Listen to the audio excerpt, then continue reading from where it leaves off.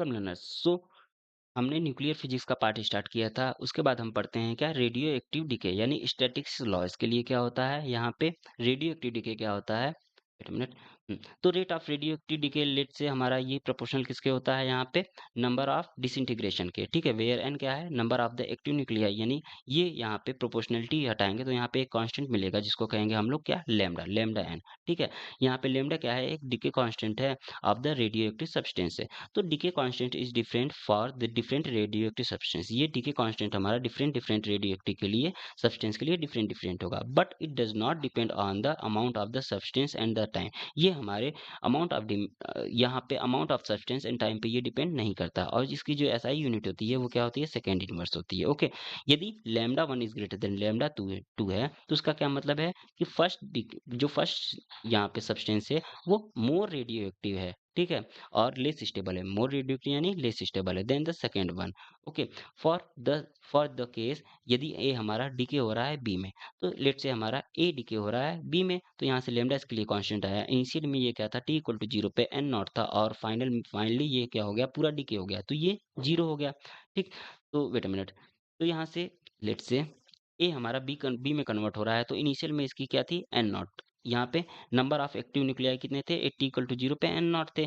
अब ये बी के पास तो जीरो थे क्योंकि यहाँ पे इनिशियल टाइम में ये बी बना नहीं था। उसके बाद T equal to T time में ये इसके पास कितने हो जाएंगे, N. Let say T equal to T time में इसके पास नंबर ऑफ एक्टिव न्यूक्लियाई कितने हैं, एन, और यहाँ पे बी के पास एन प्राइम है। तो यहाँ से rate of radioactive decay of एक, इसको क्या लिख सकते हैं, minus D N by D T, और ये किसके इक्वल होगा, लेमडा एन के इक्वल होगा। ओके, ये हो गया हमारा फार्मूला। इसके बाद law of radioactive decay, तो इसमें लॉ क्या है कि द रेडियो एक्टिव डिके ये क्या होता है, स्पॉन्टेनियस प्रोसेस होता है। Means with the emission of the alpha beta and rays, alpha beta and gamma rays, it is non influenced by the external condition. ये एक्सटर्नल कंडीशन से influence नहीं होते हैं, जैसे कि temperature, pressure, electric and magnetic field से ये influence नहीं होते हैं।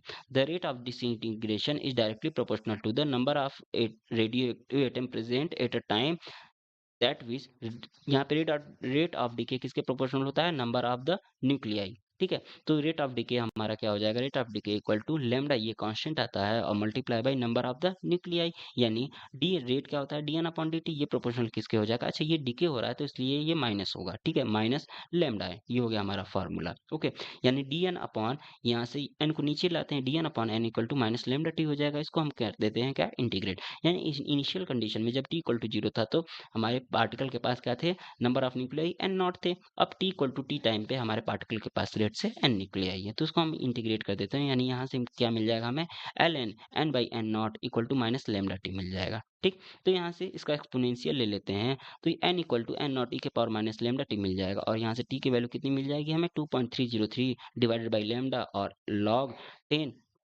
ln को log में कन्वर्ट कर लिया तो log 10 n नॉट डिवाइडेड बाई एन टी, ये हो गया हमारा formula. This function is plotted in the figure. Okay, so इसके बाद यहाँ पे इसको फिगर में हमने बताया है, यहाँ से इनिशियल कंडीशन में ये एन नॉट था। ठीक है, और ये पॉइंट हमारा इनिशियल कंडीशन में एन नॉट था, ये डीके हो रहा है। ठीक है, ये डीके हो गया at time T equal to N not T के पावर माइनस लेमडा टी बन गया, और यहाँ पे क्या हो गया, ये हमारा फॉर्म हो रहा है, प्रोडक्ट फॉर्म हो रहा है, तो ये इंक्रीज करेगा इसका। ठीक है, इसका रेट क्या करेगा, ये इंक्रीज करेगा, और ये एन प्राइम इक्वल टू कितना मिल जाएगा, एन नॉट वन माइनस ई के पावर माइनस लेमडा टी मिल जाएगा।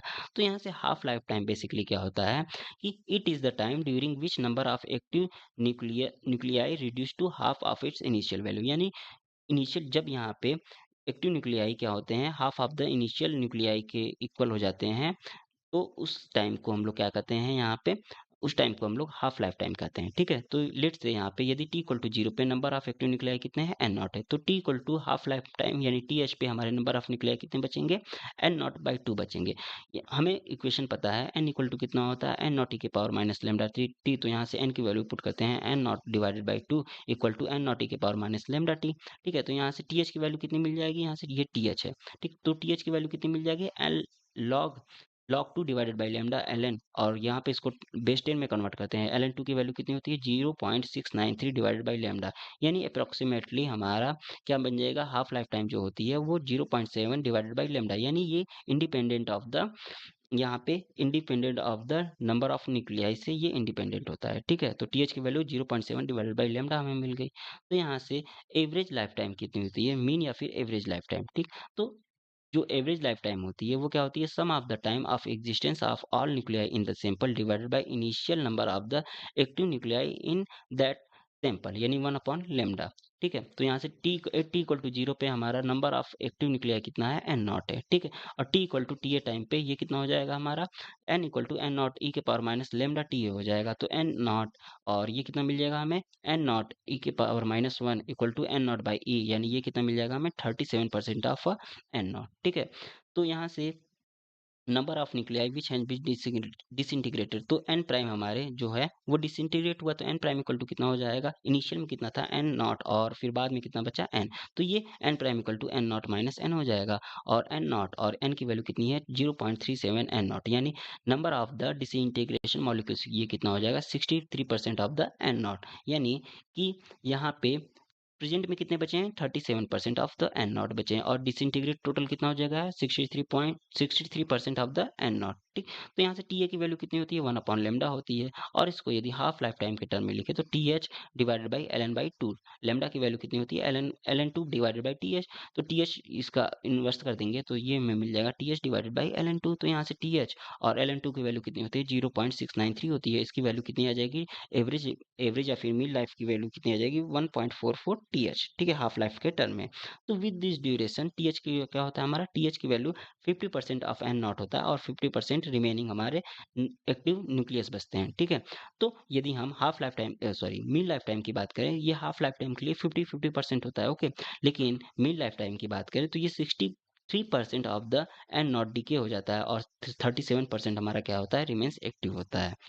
सो उसके बाद हमें पढ़ना क्या है कि activity of the sample, activity क्या होती है बेसिकली, यहाँ पे एक्टिविटी का जो फार्मूला होता है, the rate of decay of the radioactive sample R equal to क्या होता है, minus D lambda upon D T, ये किसके इक्वल होता है, एन लेमडा के इक्वल होता है। तो या फिर इसको हम लिख सकते हैं, यदि हम लॉग ले लिए तो R equal to R not E के पावर माइनस लेमडा टी। ठीक, तो यहाँ से activity of the sample at instant depend upon the number of the active molecule at instant time, तो यहाँ से आर प्रोपोर्शनल क्या हो जाएगा, एक्टिव, यहाँ पे आर प्रोपोर्शनल टू एन हो जाएगा और यहाँ पे आर प्रोपोर्शनल टू एम हो जाएगा, दो चीजें मिल जाएंगी।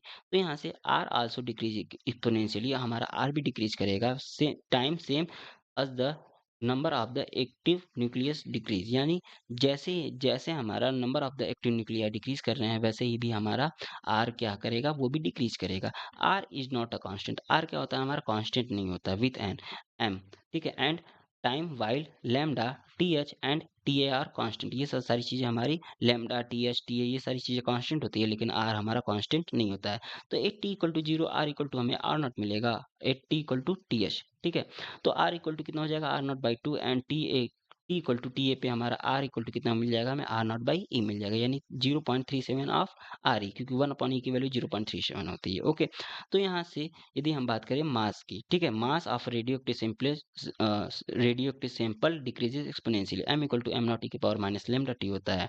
तो activity of M gram active sample के लिए हमारा क्या हो जाएगा, R equal to lambda N, activity का ये फार्मूला हो गया, और इसकी वैल्यू कितनी हो जाएगी, 0.693 डिवाइडेड बाई टी एच और N A V divided by M W multiply by M. तो यहाँ से एन ए वी क्या है, ये एवोगाद्रो नंबर है। ठीक है, इसकी वैल्यू कितनी होती है, 6.023 मल्टीप्लाई बाई 10 के पावर 23। तो यहाँ पे आर की जो एसआई यूनिट होती है वो 1 बिक्वेरल होती है। ठीक है, 1 बिक्वेरल मतलब क्या होता है, 1 डीके पर सेकेंड। ठीक, यानी 1 सेकेंड में कितना डीके हो रहा है उसी को हम लोग आर कहते हैं, एक्टिविटी कहते हैं। और इसकी अदर यूनिट्स क्या होती है, 1 क्यूरी। ठीक है, तो इसकी वैल्यू कितनी होती है, 3.7 मल्टीप्लाई बाई 10 के पावर 10 डीके पर सेकेंड। और इसको रदरफोर्ड में लिखा जाए तो 1 रदरफोर्ड इक्वल टू 10 के पावर 6 डीके पर सेकेंड। और स्पेसिफिक एक्टिविटी क्या होती है, यानी activity of a 1 gram sample of a radio active substance. ठीक है, यानी activity of 1 gram sample of a radio active substance क्या होता है हमारा, ये स्पेसिफिक एक्टिविटी होती है। इसकी यूनिट क्या होती है, सीआई पर ग्राम होती है। और यहाँ पे specific activity of a radium कितनी हो जाती है, एग्जाम्पल के लिए 1 सीआई पर ग्राम। ठीक है, तो एग्जाम्पल एक सॉल्व कर लेते हैं। यहाँ पे क्या है कि एक half life time of a cobalt है 60, ये कितना दिया गया है, 5.25 ईयर्स दिया गया है। After how long does it activity reduce to about 1/8 of the its original value. तो लेट्स से हमारा the activity is proportional to, तो क्या होता है हमारा number of decay number of undecayed atom, ठीक है, यानी जो डिकेड नहीं हुए हैं वो एक्टिविटीज के प्रोपोर्शनल होती है, आर प्रोपोर्शनल टू एम। तो यहाँ से ईच हाफ लाइफ टाइम के लिए क्या कर रहा है, remaining sample decays to half of its initial value, यानी हाफ ये क्या कर रहा है, वैल्यू को हाफ ये डीके हो जा रहा है, ठीक। तो सिंस ये कितना हो जाएगा, 1/2 1/2 1/2, इसको 1/8 करना है ना, तो ये कितना मल्टीप्लाई किया हमने, इसको 3 बार मल्टीप्लाई किया, यानी इसके लिए क्या हो जाएगा, 3 हाफ लाइफ हो जाएंगी, ठीक है। या फिर 3 हाफ लाइफ टाइम क्या हो जाएगा, 5.25 में हम क्या करेंगे, 3 का मल्टीप्लाई कर देंगे, ये कितना मिल जाएगा, 15.75 ईयर्स मिल जाएगा, required to decay from the sample 1/8 of its original strength. Okay, तो यहाँ से एक और एग्जांपल सॉल्व कर लेते हैं। यहाँ पे क्या है, a count rate meter is use to measure the activity of a given sample at one instant, the meter show 4750 count per minute, 5 minute later it show 2700 count per minute. तो यहाँ से इसके लिए डी के constant क्या हो जाएगा, तो activity A one equal to कितना होता है, minus D N by D T, T equal to zero पे, और ये लेमडा नॉट के इक्वल होगा, ये दिया गया है 4750, ठीक है। तो फाइनल एक्टिविटी ए एफ की वैल्यू कितनी हो जाएगा, minus D N by D not A T equal to 5 के लिए ये हो जाएगा हमारा लेमडा एन, और ये हो जाएगा 270। तो यहाँ से इन दोनों को डिवाइड कर देंगे, तो ये हमें कितना मिल जाएगा, 4750 डिवाइडेड बाई 2700 इक्वल टू कितना हो जाएगा, N not divided by N T. तो यहाँ से हमें पता है जो लेमडा होता है वो कितना होता है, 2.303 divided by T log N not divided by N T. तो यहाँ से वैल्यू पुट कर देंगे हम इसकी, N not by N T की वैल्यू, और ये हमें लेमडा की वैल्यू कितनी मिल जाएगी, 0.133 मिनट इनवर्स मिल जाएगा। तो हाफ लाइफ टाइम की इसके लिए वैल्यू कितनी हो जाएगी, 0.693 डिवाइडेड बाई लेमडा। तो यहाँ से लेमडा की वैल्यू पुट कर देंगे, और ये मिल जाएगा हमें 6.14 मिनट मिल जाएगा। ये हो गया इसका आंसर। तो यहाँ पे पैरेलल रेडियो एक्टिव डिसइंटीग्रेशन क्या होता है, लेट हमारा एक initial number of nuclei A कितना है, हमारा एन नॉट है, then at any time number of the nuclei of the A B and C are the given by कितना है, N not equal to N A plus N B plus N C, ठीक है। तो यहाँ से कितना हो जाएगा मेरा, D N A by D T equal to minus D by D T of N B plus N C, ठीक। तो यहाँ से हमें क्या मिल जाएगा, एक मिनट, यहाँ पे एन नॉट इक्वल टू ना, एन नॉट इक्वल टू कितना हो रहा है, ये दो पैरेलल डिके हो रहा है, एक इधर डिके हो रहा है बी में और एक सी में डिके हो रहा है। तो ये लेट से अल्फा है, ये बीटा है, इसके लिए लेमडा वन हो जाएगा, इसके लिए डिके कांस्टेंट लेमडा टू हो जाएगा। तो N not equal to N A equal to कितना हो जाएगा, N B plus N C हो जाएगा। तो यहाँ पे क्या करेंगे, इसका डिफ्रेंशिएट कर देते हैं, यानी इसको डिफ्रेंशिएट किया हमने। तो यहाँ से D N B divided by D T कितना हो जाएगा, माइनस लेमडा वन, और ये एन ए हो जाएगा। और यहाँ पे D N C by D T कितना हो जाएगा, माइनस लेमडा टू, और ये एन ए हो जाएगा। यहाँ पे क्या कहते हैं, D by D T N B plus N C, इसकी वैल्यू कितनी हो जाएगी, minus lambda one plus lambda two, और एन ए हो जाएगा, ये मिल जाएगा हमें। तो यहाँ से हमें क्या मिल जाएगा, minus D N A by D T की वैल्यू कितनी मिल जाएगी, यहाँ से minus lambda one plus lambda two N A मिल जाएगा। यहाँ से हमें क्या मिल जाएगा कि लेमडा इफेक्टिव की वैल्यू कितनी आ जाएगी, यहाँ से कंपेयर करेंगे तो लेमडा इफेक्टिव की value lambda one plus lambda two आ जाएगी, यानी टी इफेक्टिव कितना हो जाएगा हमारा, ये क्या होता है, इसके इन्वर्सली प्रोपोर्शनल होता है टी इफेक्टिव। तो वेट अ मिनट, यहाँ से 1/λ ना, तो 1/λ को हम लोग टी कहते हैं, तो 1/λ ये हो जाएगा 1/टी, और ये क्या हो जाएगा, यहाँ पे हमारा 1/T1 प्लस 1/T2, ठीक है। यानी टी इफेक्टिव की वैल्यू कितनी हो जाएगी, यहाँ से टी इफेक्टिव की वैल्यू हो जाएगी T2 ना, तो इसके लिए हो जाएगा हमारा T1 T2 divided by T1 plus T2, ठीक है। तो इसके लिए यदि पैरेलल हमारा ये डिसइंटीग्रेशन हो रहा है, तो इसके लिए हमारा जो टी लैम्डा इफेक्टिव की value lambda one plus lambda two होती है, और टी इफेक्टिव की वैल्यू यानी हाफ लाइफ की वैल्यू कितनी होती है, T1 T2 upon T1 plus T2। ये होगा इसके लिए फार्मूला पैरेलल इंटीग्रेशन के लिए। तो यहाँ से एक एग्जांपल जिस पे सॉल्व कर लेते हैं। इसमें क्या कहा गया है कि मिनट, इसमें कहा गया है the mean life of the radio active substance कितना है, 1620 है, और 405 ईयर्स फॉर अल्फा एमिशन के लिए ये है 1620, और बीटा एमिशन के लिए कितना है, 405 ईयर्स है, ठीक है। तो find out the time during which 3/4 of the sample will decay if is decaying both alpha and beta, यदि ये अल्फा और बीटा साइमल्टेनियसली डिके कर रहा है, यानी ये पैरेलल हमारा डिके हो रहा है, ठीक। तो इसके लिए सॉल्यूशन क्या हो जाएगा, हमारा लेमडा की वैल्यू कितनी हो जाएगी, lambda equal to lambda effective equal to lambda alpha plus lambda beta, ठीक है। तो ये हो गया हमारा इसके लिए फार्मूला। और मीन लाइफ टाइम कितना होता है, ये हो जाएगा हमारा मीन लाइफ टाइम की वैल्यू 1/Tm, ये मीन हो गया, और ये 1/T alpha plus 1/T beta, तो इसको कैलकुलेट करेंगे 1 अपॉन कितना आ जाएगा हमारा 1/1620 प्लस 1/405, और ये मिल जाएगा हमें कितना 1/324 मिल जाएगा। यानी लेमडा एवरेज यहाँ से हम कैलकुलेट करते हैं, लेमडा एवरेज कितना हो जाएगा हमारा, टी इक्वल टू क्या फार्मूला होता है, T equal to T equal to 2.303 और ये लैम्डा हमारा इधर चला गया और log N not by N T हो जाएगा। ये हमारा कितना आएगा? ये हमारा आएगा लैम्डा यहाँ से ये आएगा लैम्डा एवरेज की वैल्यू यहाँ पे लैम्डा एवरेज की वैल्यू कितनी होती है? Lambda alpha plus lambda beta और ये कैलकुलेट किया 1/324 और ये टाइम हो गया हमारा और इसके लिए 2.303 लॉग और एन नॉट कितना है हमारा? इनिशियल में 100 था, उसके बाद कितना हो जाएगा हमारा? ये हो जाएगा 25। ठीक है, तो यहाँ पे दिया गया है ना, यहाँ पे ड्यूरिंग थ्री फोर्थ यानी 100/25। ठीक है, तो थ्री फोर्थ फोर्थ का हमारा थर्ड पार्ट डिके हो गया। ठीक है, तो 100/25 हो जाएगा। वेट मिनट, थ्री फोर्थ ना, तो थ्री फोर्थ का मतलब क्या है कि ये हमारा डिके हो चुका है। तो लेट से हमारा 100 इनिशियल में कितना था? ये 100 था। ठीक है, अच्छा डिके कितना हो गया? ये थर्ड पार्ट डिके हो गया यानी 75 हमारा डिके हो गया। तो बचा कितना हमारा? एन टी की वैल्यू कितना बचा? इसमें माइनस कर देंगे तो ये 25 मिल जाएगा। ओके, तो यहाँ से 100/25 हो जाएगा और टी की वैल्यू इसके लिए कितनी आ जाएगी? 2.303 मल्टीप्लाई बाई 324 और log 4 इसकी वैल्यू कितनी आ जाएगी? 449 ईयर्स। ये हो गया हमारा फाइनल आंसर। सो यहाँ से एक और क्वेश्चन सॉल्व कर लेते हैं। यहाँ पे क्या है? एक रेडियो एक्टिव डिके हो रहा है ए इक्वल टू बी में और टी हाफ के लिए इसके लिए कितने दिया गया है? 8 ईयर्स दिया गया है। ठीक है, तो only A is present at T equal to 0, find the time at which if we are able to pick one atom out of the sample then probability of getting B is 50 times of the getting A। तो यहाँ से A हमारा B में convert हो रहा है। ठीक, तो T इक्वल टू 0 पे ये N नॉट था इसका नंबर ऑफ एक्टिव न्यूक्लियाई और इसमें क्या था? 0 था। तो 8 T equal to T time पे ये इसमें N बचा और इस के पास कितना हो जाएगा मेरा? N नॉट माइनस N हो जाएगा। ठीक है, तो प्रोबेबिलिटी ऑफ गेटिंग A, तो P इक्वल टू कितना हो जाएगा? N बाई N नॉट और B के लिए N नॉट माइनस N इसके लिए हो जाएगा क्योंकि इस पे N not minus N present nuclei है और डिवाइडेड बाय इनिशियल कितना है? N not. ठीक है, तो इसको कैलकुलेट करेंगे तो पी बी इक्वल टू हमें क्या दिया गया है? 50 टाइम्स पी ए दिया गया है। ठीक, तो यहाँ से हमने ये क्वेश्चन में लिख लिया और यहाँ से पी बी और पी ए की वैल्यू पुट कर दी। तो यहाँ से एन नॉट इक्वल टू कितना आ जाएगा हमारा? 60 एन आ जाएगा। ठीक, यानी एन की वैल्यू कितनी हो जाएगी? एन नॉट बाई 16 आ जाएगी। ठीक है, तो ये कितना मिला हमें? N not by 16। ठीक, तो remaining nuclei of one upon 16th of initial nuclei hence required time T equal to हमें कितना मिल जाएगा? यहाँ से टी इक्वल टू हमें ये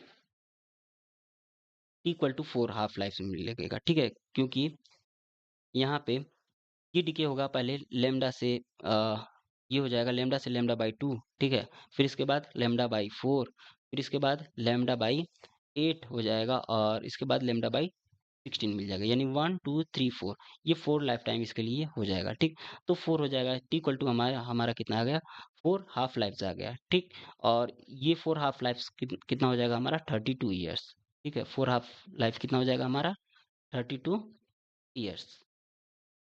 तो ये हो गया हमारा फाइनल आंसर। ओके, तो कितना हो जाएगा? 2 के पावर n, 2 के पावर n की वैल्यू ये 4 होगी ना, तो 2 के पावर n की वैल्यू 4 और ये कितना मिल जाएगा हमें? 2 multiply by 2 multiply by 2 multiply by 2 और ये कितना हो जाएगा? 2 2 ज़ा 4 2 ज़ा 8 2 ज़ा 16। ठीक है, तो इसको हम ऐसे भी कैलकुलेट कर सकते हैं यानी n की वैल्यू कितनी होनी चाहिए यहाँ पे? हमारी 4 होनी चाहिए। ठीक, तो n की 4 वैल्यू 4 होगी तो यहाँ पे हमारा टोटल कितना आ जाएगा? N T equal to 4 half life हो जाएगा तो 16 हो जाएगा और ये हाफ लाइफ टाइम है ना, इसलिए इसमें मल्टीप्लाई कर देंगे। फुल लाइफ टाइम के लिए मल्टीप्लाई बाई 2 कर देंगे और ये हमें 32 ईयर्स मिल जाएगा। ये हो गया हमारा फाइनल आंसर, ये ईयर है। Okay, so thanks.